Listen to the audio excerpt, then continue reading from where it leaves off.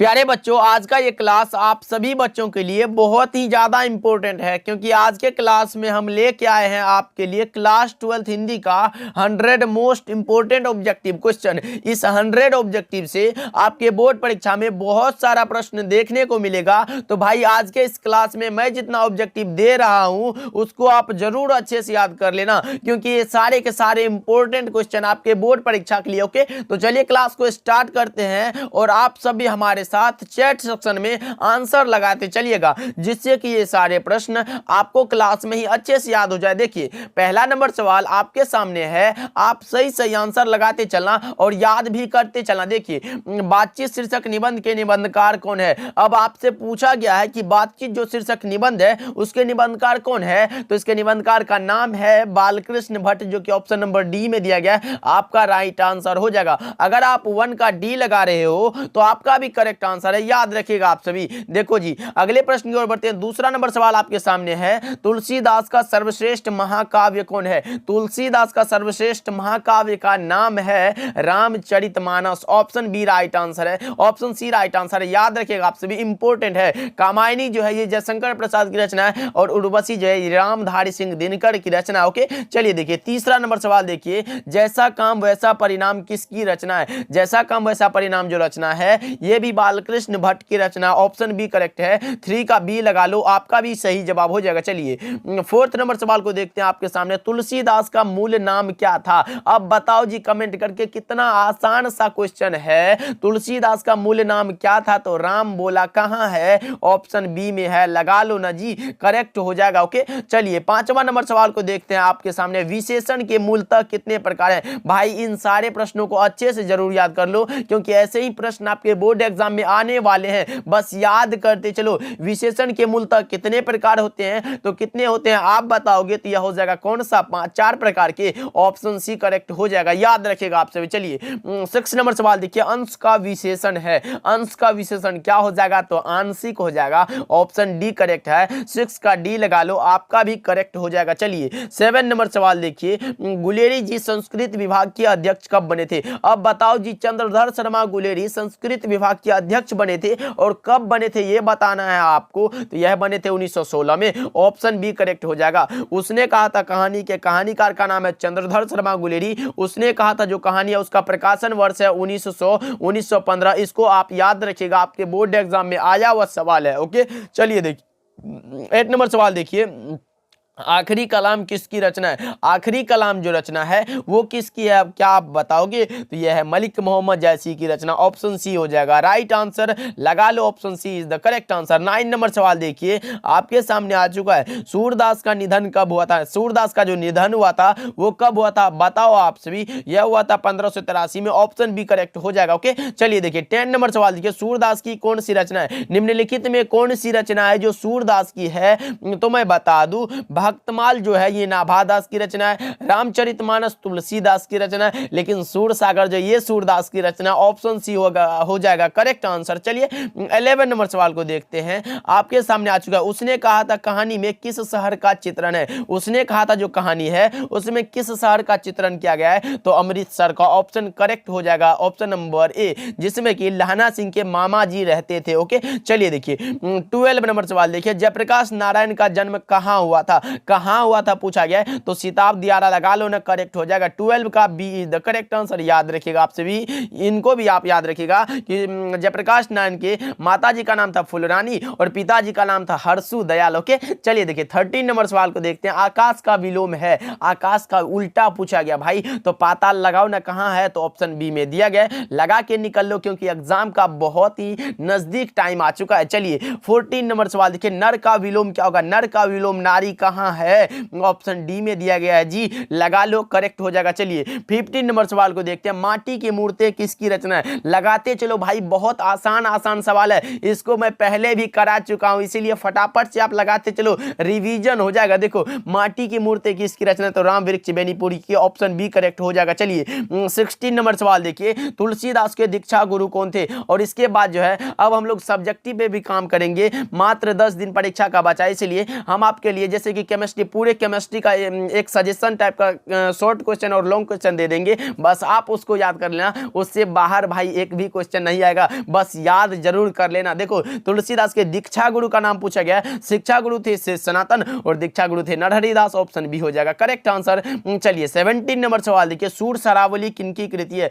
सूर शरावली जो रचना है वो किनकी है बताओ आप सभी। यह जो रचना है ये है सूरदास की, ऑप्शन हो जाएगा ऑप्शन नंबर ए करेक्ट हो जाएगा, ओके याद रखिएगा। चलिए 18 नंबर सवाल को देखते हैं, घाट घाट का पानी पीना मुहावरे का अर्थ है। घाट घाट का पानी पीना मुहावरे का जो सही अर्थ होता है वो होता है बहुत अनुभवी होना, ऑप्शन बी सही जवाब है, याद रखिएगा। चलिए 19 नंबर सवाल देखिए, अक्ल का अंधा मुहावरे का अर्थ है मूर्ख होना, भाई कहां है? तो ऑप्शन बी में दिया गया है, राइट आंसर है, याद रखिएगा। चलिए 20 नंबर सवाल देखिए, संस्कृति के 4 अध्याय किसकी रचना है? संस्कृति के 4 अध्याय जो कृति है वो किसकी है? तो यह है रामधारी सिंह दिनकर की, ऑप्शन बी करेक्ट आंसर हो जाएगा। रामधारी सिंह दिनकर को संस्कृति के 4 अध्याय रचना पर साहित्य अकादमी का पुरस्कार भी दिया गया था और उर्वशी रचना पर भारतीय ज्ञानपीठ का पुरस्कार दिया गया था, याद रखिएगा आप सभी। 21 नंबर सवाल के, रोज इनमें से क्या है? रोज जो पाठ है वो एक प्रकार का कहानी है जिसके कहानीकार का नाम है सच्चिदानंद हीरानंद वात्स्यायन, ऑप्शन बी हो जाएगा करेक्ट आंसर। 21 का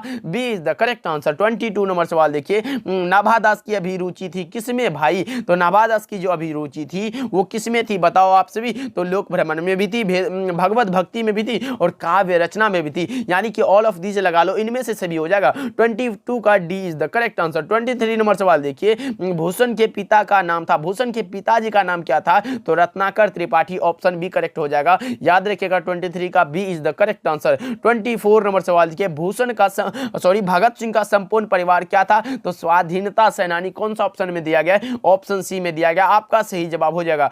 25 नंबर सवाल देखिए, सुंदर का पर्यायवाची शब्द, सुंदर का पर्यायवाची क्या होगा भाई?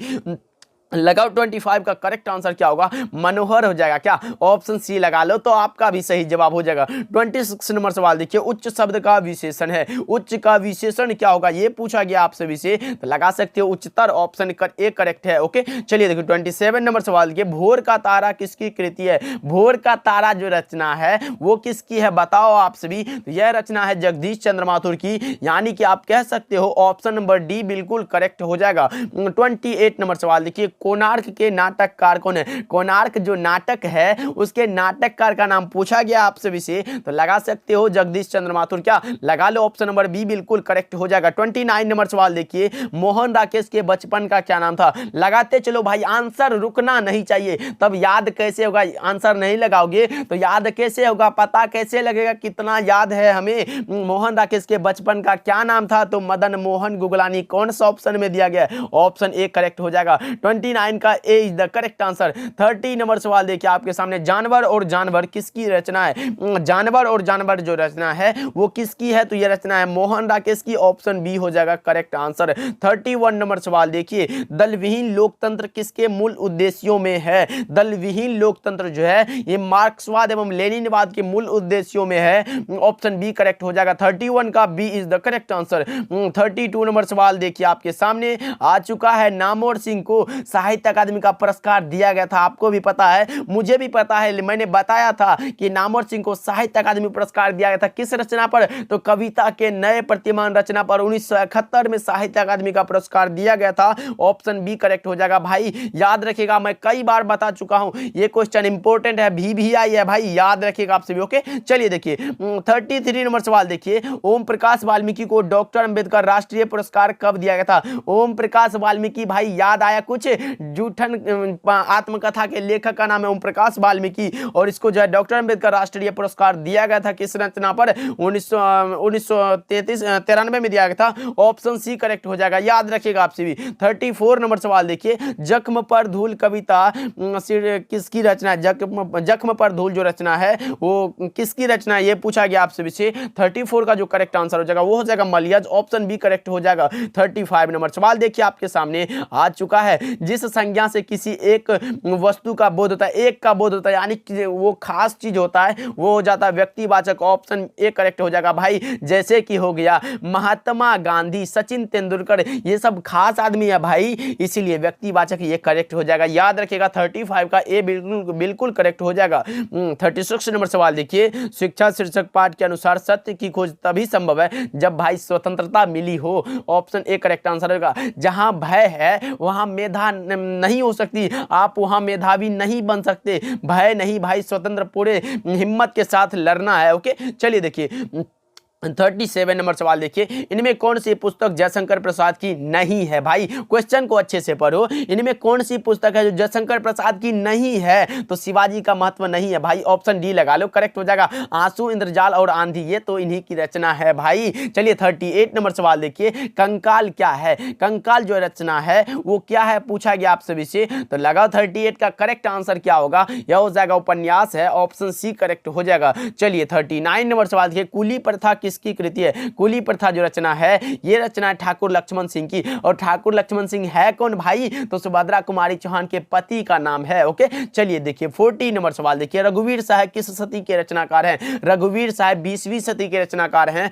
ऑप्शन बी राइट आंसर है। 40 का B is the correct answer. 41 number आपके सामने सवाल आ चुका है, संस्कृति के 4 अध्याय किसकी कृति है। संस्कृति के 4 अध्याय जो रचना है यह है रामधारी सिंह दिनकर की रचना। ऑप्शन डी में दिया गया, करेक्ट आंसर हो जाएगा। याद रखिएगा 42 नंबर सवाल देखिए, अर्धनारीश्वर का किस विधा से संबंध है। अर्धनारीश्वर जो पाठ है उसका किस विधा से संबंध है, तो वो एक प्रकार का निबंध है जिसके निबंधकार का नाम है Ramdhari Singh Dinkar. Option A correct हो जाएगा। चलिए 43 नंबर सवाल देखिए आपके सामने है, किसने अपने जीवन के अंतिम दिनों में नारीत्व की साधना की थी। अब लगाओ करेक्ट आंसर क्या होगा, किसने अपने जीवन के अंतिम दिनों में नारीत्व की साधना की थी, तो वो क्या था, महात्मा गांधी जी ने। ऑप्शन ए करेक्ट हो जाएगा। चलिए 44 नंबर सवाल है, जैसा काम वैसा परिणाम किसकी कृति है। जैसा काम वैसा परिणाम जो रचना है वो किसकी रचना है, तो आप लगा सकते हो Balkrishna Bhatt. Option D correct हो जाएगा। 44 का D is the correct answer. 45 number सवाल देखिए, निम्नलिखित में से श्रीनिवास दास की रचना कौन सी भाई। श्रीनिवास दास संयोगिता स्वयंवर कहाँ है। ऑप्शन सी करेक्ट हो जाएगा। चलिए 46 नंबर सवाल को देखते हैं, उसने कहा था कहानी कब प्रकाशित हुई थी। लो जी वही क्वेश्चन आ गया जो मैंने बताया था। उसने कहा था कहानी का प्रकाशन वर्ष है 1915 भाई, चंद्रधर शर्मा गुलेरी की रचना है। ऑप्शन बी लगा लो तो आपका भी करेक्ट हो जाएगा। 47 नंबर सवाल देखिए, गुलेरी जी के पिता का क्या नाम है। पिताजी का नाम पूछा गया, किसके पिताजी का, तो गुलेरी जी के पिताजी का नाम था पंडित शिवराम, जो कि ऑप्शन ए में दिया गया है। करेक्ट आंसर हो जाएगा। याद रखिएगा आपसे भी, बेनी प्रसाद भट्ट जो रचना है ये तो बालकृष्ण भट्ट के पिताजी का नाम है, और रवि सिंह रामधारी सिंह दिनकर के पिताजी का नाम है। बस याद रखिएगा आपसे भी। 48 नंबर सवाल देखिए, जयप्रकाश नारायण को मैग्सेसे सम्मान कब दिया गया था। भाई समाज सेवा के लिए जयप्रकाश नारायण को मैग्सेसे सम्मान दिया गया था। कब, तो 1965 में, और भारत रत्न दिया गया था 1998 में। बस याद रखिएगा। चलिए 49 नंबर सवाल आपके सामने प्रस्तुत है, लगाओ करेक्ट आंसर क्या होगा। रामधारी सिंह दिनकर की पत्नी का क्या नाम था। पत्नी का नाम पूछ दिया तो लगा लो श्यामवती देवी। ऑप्शन बी करेक्ट है। ओके, चलिए देखिए 50 नंबर सवाल को देखते हैं, सरकार ने सूबेदार को जमीन कहां दी थी। कहां दी थी भाई, लगाओ करेक्ट आंसर क्या होगा 50 का, तो आपका लगा सकते हो लायलपुर में। ऑप्शन डी करेक्ट है। याद रखिएगा आपसे भी। 51 नंबर सवाल आपके सामने है, शेखर एक जीवनी किस विधा की कृति है। शेखर एक जीवनी जो रचना है वो किस विधा की कृति है, आपसे पूछा गया है, तो यह है उपन्यास। ऑप्शन सी करेक्ट है, और अज्ञे जी की रचना है ये। ओके, चलिए देखिए 52 नंबर सवाल देखिए आपके सामने है, अज्ञे को ज्ञानपीठ पुरस्कार किस रचना पर प्राप्त हुआ था, तो कितनी नावों में कितनी बार रचना पर ज्ञानपीठ पुरस्कार दिया गया था। ऑप्शन ए करेक्ट हो जाएगा। 53 नंबर सवाल देखिए आपके सामने, प्राण पखेरु उड़ना मुहावरे का अर्थ है। प्राण पखेरु उड़ना मुहावरे का जो सही अर्थ है वह है मृत्यु हो जाना। ऑप्शन ए सही जवाब हो जाएगा। 54 नंबर सवाल देखिए, जर का विलोम शब्द है, जर का विलोम क्या होगा, लगाओ करेक्ट आंसर क्या होगा, चेतन हो जाएगा। याद रखिएगा इंपॉर्टेंट क्वेश्चन है, विलोम शब्द आपके बोर्ड एग्जाम में आया हुआ सवाल है। 55 नंबर सवाल देखिए, लंबोदर कौन सा समास है। लंबा है जिसका उधर कौन सा आया भाई, कुछ ध्यान में आया, गणेश जी कौन सा बहुव्रीहि हो जाएगा क्या। ऑप्शन सी करेक्ट करेक्ट हो जाएगा। चलिए 56 नंबर सवाल देखिए, ज्ञानेंद्र पति का जन्म कहाँ हुआ था? कहाँ हुआ था भाई? तो पथरगामा गोड्डा झारखंड में कहाँ है? ऑप्शन सी में दिया गया है। 56 का C is the correct answer. 57 नंबर सवाल है, ज्ञानेंद्र पति ने कौन सी कविता लिखी है? निम्नलिखित में कौन सी कविता है जो ज्ञानेंद्र पति की है? तो हारजीत अशोक वाजपेयी की रचना है, गांव का घर ज्ञानेंद्र पति की रचना है, ऑप्शन बी करेक्ट हो जाएगा। उषा शमशेर बहादुर सिंह की रचना और पुत्र वियोग सुभद्रा कुमारी चौहान की रचना है, याद रखिएगा आप सभी। 58 नंबर सवाल को देखते हैं, आपके सामने आ चुका, कौन सा रचना भगत सिंह का लिखा हुआ नहीं है? निम्नलिखित में कौन सी रचना जो भगत सिंह का लिखा हुआ नहीं है भाई? बम का दर्शन ये तो है, युवक भी है, लेकिन विद्यार्थी और राजनीति ये भी है, लेकिन परिवेश नहीं है, ऑप्शन सी हो जाएगा करेक्ट आंसर। 58 का जो है सी करेक्ट है, याद रखिएगा आप सभी। 59 नंबर सवाल देखिए, सन 1926 में भगत सिंह ने किस दल का गठन किया था? अब लगाओ करेक्ट आंसर क्या होगा? सन 1926 में भगत सिंह ने किस दल का गठन किया था? तो यह क्या था? नौजवान भारत सभा का, ऑप्शन बी सही जवाब है। 60 नंबर सवाल देखिए, चंपारण में बाढ़ आने का मुख्य कारण क्या है? तो जंगलों का कटना, ऑप्शन ए करेक्ट है। 60 का A is the correct answer, फटाफट से आप लगाते चलो। चलिए 61 नंबर सवाल को देखते हैं, बोलते क्षण किस साहित्यिक विधा की रचना? बोलते क्षण जो रचना है किस साहित्यिक विधा की रचना है आपसे पूछा गया है, तो 61 का जो करेक्ट आंसर है वो है निबंध, ऑप्शन ए हो जाएगा करेक्ट आंसर, याद रखिएगा आप सभी। ओके चलिए देखिए नेक्स्ट सवाल के बढ़ते हैं आपके सामने, मुन्नी की उम्र कितनी हो गई है? ये सिपाही की मां के चैप्टर का क्वेश्चन है और ये इसकी उम्र हो गई 14 ईयर्स, ऑप्शन सी हो जाएगा करेक्ट आंसर। 63 नंबर सवाल देखिए, शमशेर बहादुर सिंह का जन्म कब हुआ था? शमशेर बहादुर सिंह का जन्म हुआ था, वो भी कब हुआ था ये पूछा गया आप सभी से, तो लगा लो ना 13 जनवरी 1911 को, ऑप्शन ए करेक्ट है, याद रखिएगा। चलिए 64 नंबर सवाल को देखते हैं, आपके सामने प्रस्तुत है, लगाओ करेक्ट आंसर क्या होगा? आत्महत्या के विरुद्ध क्या है? आत्महत्या के विरुद्ध जो रचना है वो क्या है भाई? तो यह है कविता, किसकी? तो रघुवीर सहाय की रचना है, बस याद रखिएगा आप सभी। 65 नंबर सवाल देखिए, छिन्न भिन्न में कौन सा समास है? छिन्न भिन्न द्वंद्व समास, भाई कितना बार बता चुका हूं, ऑप्शन सी हो जाएगा करेक्ट आंसर। बस ये दोनों सेम नहीं होना चाहिए, जैसे मैंने पीछे बताया था धीरे धीरे, ये दोनों शब्द सेम है भाई, इसमें अव्ययी भाव समास हो जाएगा, लेकिन छिन्न भिन्न अलग अलग है, तो द्वंद्व समास करेक्ट हो जाएगा। 66 नंबर सवाल देखिए, आचार्य रामचंद्र शुक्ल के काव्य सिद्धांत का आदर्श काव्य कौन सा था? अब लगाओ करेक्ट आंसर क्या होगा? आचार्य रामचंद्र शुक्ल के काव्य सिद्धांत का आदर्श काव्य जो था वो कौन सा था ये पूछा गया है, ये था प्रबंध काव्य, ऑप्शन ए करेक्ट हो जाएगा। 67 नंबर सवाल की ओर बढ़ते हैं, सूरसागर में रचे गए पदों की संख्या कितनी है? तो 1.25 लाख के आसपास है, ऑप्शन सी सही जवाब है। 68 नंबर सवाल की ओर बढ़ते हैं, आपके सामने प्रस्तुत है, कविता के नए प्रतिमान कब प्रकाशित हुई थी? कविता के नए प्रतिमान जो रचना है ये नामवर सिंह की रचना है। कविता के नए प्रतिमान रचना पर नामवर सिंह को साहित्य अकादमी का पुरस्कार भी दिया गया था 1971 ईस्वी में, इसको भी आप याद रखिएगा। लेकिन पूछा गया कविता के नए प्रतिमान कब प्रकाशित हुई थी? तो लगाओ करेक्ट आंसर क्या होगा? 1968 कहां है? ऑप्शन बी में दिया गया है, राइट आंसर है, बिल्कुल करेक्ट आंसर है भाई, बस याद करते चलो।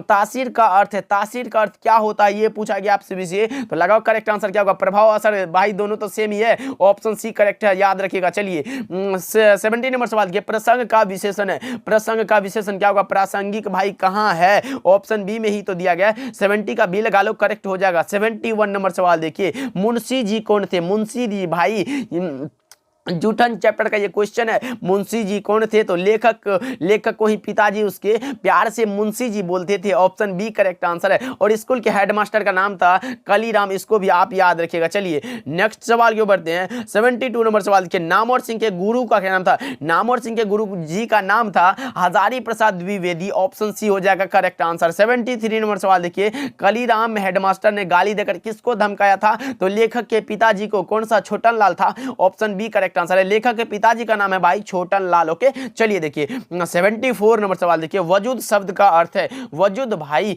लगाओ करेक्ट आंसर क्या होगा 74 का? तो यह हो जाएगा अस्तित्व, ऑप्शन ए बिल्कुल करेक्ट हो जाएगा। 75 नंबर सवाल देखिए, यथासंभव कौन सा समास है? यथासंभव मैंने बताया था, यथा से शुरू हो, प्रति से शुरू हो, बे से शुरू हो, भर से शुरू हो, तो आप आंख बंद करके अब यही भाव समास लगाओ, बिल्कुल करेक्ट आंसर हो जाएगा। चलिए 76 नंबर सवाल देखिए, डॉक्टर पंत ने उदय प्रकाश को कितने रुपए रुपये दिए थे, तो 100 के 3 को नोट दिए थे, कितना हुआ 300। ऑप्शन ए सही जवाब है भाई, 76 का A is the correct answer. चलिए नेक्स्ट सवाल के बढ़ते हैं। 77 नंबर सवाल है, नाभादास किस काल के कवि थे? नाभादास भक्ति काल के अंतर्गत आते हैं भाई, ऑप्शन ए सही जवाब हो जाएगा। 78 नंबर सवाल देखो, कामायनी महाकाव्य की नायिका कौन है? तो श्रद्धा है, जो कि ऑप्शन नंबर ए में ही दिया गया है, करेक्ट आंसर हो जाएगा। 79 नंबर सवाल को देखो, बिखरे मोती कहानी संग्रह किन की रचना है? बिखरे मोती जो रचना है ये सुभद्रा कुमारी चौहान की रचना है भाई, option number B correct answer हो जाएगा। 80 नंबर सवाल देखो, सीढ़ियों पर धूप में क्या, सीढ़ियों पर धूप में शीर्षक निबंध किसके द्वारा लिखा गया है? ये पूछा गया आपसे विषय, लगाओ 80 का क्या होगा करेक्ट आंसर, ये हो जाएगा रघुवीर साय की रचना है, ऑप्शन डी बिल्कुल करेक्ट आंसर, याद रखिएगा आपसे भी। चलिए 81 नंबर सवाल को देखते हैं, आपके सामने आ चुका। अशोक वाजपेयी को किस साहित्य पर, अशोक वाजपेयी को साहित्य अकादमी पुरस्कार कब दिया गया था? ये पूछा गया आपसे विषय, अशोक वाजपेयी को साहित्य अकादमी का पुरस्कार दिया गया था 1994 में, ऑप्शन सी करेक्ट हो जाएगा, याद रखिएगा। अशोक वाजपेयी ने किस विश्वविद्यालय से बीए किए थे? किस विश्वविद्यालय थे किए थे आप बताओगे? तो इसका करेक्ट आंसर हो जाएगा 82 का हो जाएगा, सागर विश्वविद्यालय से, ऑप्शन ए करेक्ट आंसर है। 83 नंबर सवाल देखिए आपके सामने प्रस्तुत है, हार जीत नामक कविता किस कविता संग्रह से ली गई है? हार जीत जो अशोक वाजपेयी की रचना है वो किस कविता संग्रह से ली गई है, ये पूछा गया आपसे विषय, तो ये कहीं नहीं वहीं से ली गई है भाई, ऑप्शन नंबर ए लगा लो, करेक्ट आंसर हो जाएगा। देखो आपके सामने ये क्वेश्चन रहा, हार जीत कविता संग्रह किस कविता संग्रह से ली गई है? तो ये ली गई है कहीं नहीं वहीं से, ऑप्शन ए करेक्ट आंसर है, याद रखिएगा आपसे भी। चलिए 84 नंबर सवाल को देखते हैं आपके सामने, विनोद कुमार शुक्ल को रघुवीर साय स्मृति पुरस्कार कब दिया गया था? विनोद कुमार शुक्ल को जो रघुवीर साय स्मृति पुरस्कार दिया गया था वो दिया गया था 1992 में, ऑप्शन ए करेक्ट है। 85 नंबर सवाल को देखते हैं, कुआं शब्द की प्रकृति है, कुआं की प्रकृति कौन सी होगी? ये पूछा गया आपसे विषय, लगाओ करेक्ट आंसर क्या होगा 85 का, यह हो जाएगा तद्भव, ऑप्शन बी करेक्ट आंसर है। चलिए 86 नंबर सवाल देखिए, नौकर की कमीज क्या है? नौकर की कमीज जो रचना है वो क्या है आपसे पूछा गया है, तो लगाओ 86 का करेक्ट आंसर क्या होगा? तो यह रचना उपन्यास है, ऑप्शन बी करेक्ट आंसर हो जाएगा, और विनोद कुमार शुक्ल की रचना है। 87 नंबर सवाल को देखते हैं आपके सामने, मेहनत का शब्द का विलोम शब्द क्या होगा? मेहनत का शब्द का विलोम क्या होगा? तो आप लगाओ कौन सा, आलसी हो जाएगा, 87 का B is the correct answer, याद रखिएगा आपसे भी इंपॉर्टेंट है। चलिए 88 नंबर सवाल के, दिल्ली मेरा प्रदेश क्या है? दिल्ली मेरा प्रदेश जो रचना है वो क्या है, क्या आप बताओगे? तो यह रचना है निबंध, ऑप्शन ए करेक्ट आंसर है, जो कि रघुवीर साय की रचना है। ओके 89 नंबर सवाल देखिए, रघुवीर साय किस काल के कवि थे? रघुवीर साय किस काल के कवि माने जाते हैं? तो आधुनिक काल के, मैंने बता चुका है पहले ही। 90 नंबर सवाल देखिए, मुक्तिबोध के पिताजी का क्या नाम था? मुक्तिबोध के पिता का क्या नाम था भाई? तो Madhav Raj Muktibodh, option B correct answer हो जाएगा, और मुक्तिबोध का पूरा नाम है गजानन माधव मुक्तिबोध। ओके चलिए देखिए 91 नंबर सवाल देखिए, बहती बहाती कौन सा अलंकार है? बहती बहाती कौन सा अलंकार होगा बताओ आप सभी। 91 का तो हो जाएगा अनुप्रास अलंकार, ऑप्शन ए करेक्ट आंसर हो जाएगा। चलिए 92 नंबर सवाल देखिए, नया खून का संपादन कब हुआ था? नया खून जो रचना है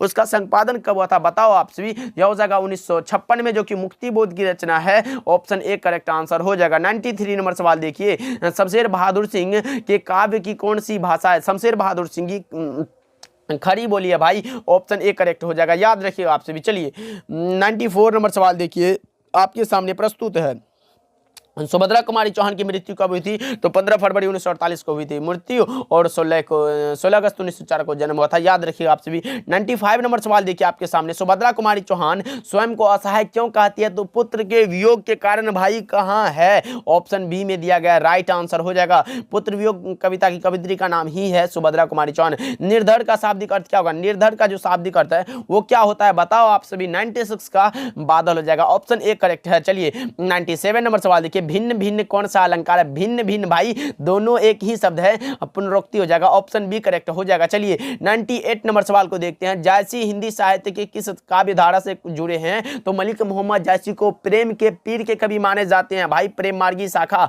ऑप्शन बी सही जवाब है। 99 नंबर सवाल देखिए आपके सामने प्रस्तुत है, सूरदास के संकलित पदों में कौन सा रस पाया जाता है? सूरदास के संकलित पदों में भाई कौन सा रस पाया जाता है? तो वात्सल्य रस, ऑप्शन बी करेक्ट आंसर है। 100 नंबर सवाल एंड आज के क्लास का लास्ट सवाल आपके सामने आ चुका है। तमचुर का अर्थ है, तमचुर का अर्थ क्या होता है? तो मुर्गा, ऑप्शन नंबर ए करेक्ट हो जाएगा भाई, याद रखना आप सभी। तो चलिए अब आप फटाफट से कमेंट करके बताओ कि आज का क्लास आपको कैसा लगा, जरूर कमेंट करके बताना भाई। जब आप कमेंट करते हो तो और हम आपके लिए जो कमेंट पढ़ते हैं बहुत ही अच्छा लगता है पढ़ने में, इसलिए कमेंट जरूर क्या करो कि आपको क्लास कैसा लगता है और इस 100 ऑब्जेक्टिव में कितना सही हुआ ये जरूर कमेंट करके बताना। ओके, जैसे कि आप लिख देना, जैसे कि हो गया आपका अगर 50 सही हुआ तो 50 बटा में 100 लिख देना, ऐसे करके लिख देना। आप सभी जितना भी सही हुआ कमेंट करके जरूर बताना। मिलते हैं अगले क्लास में।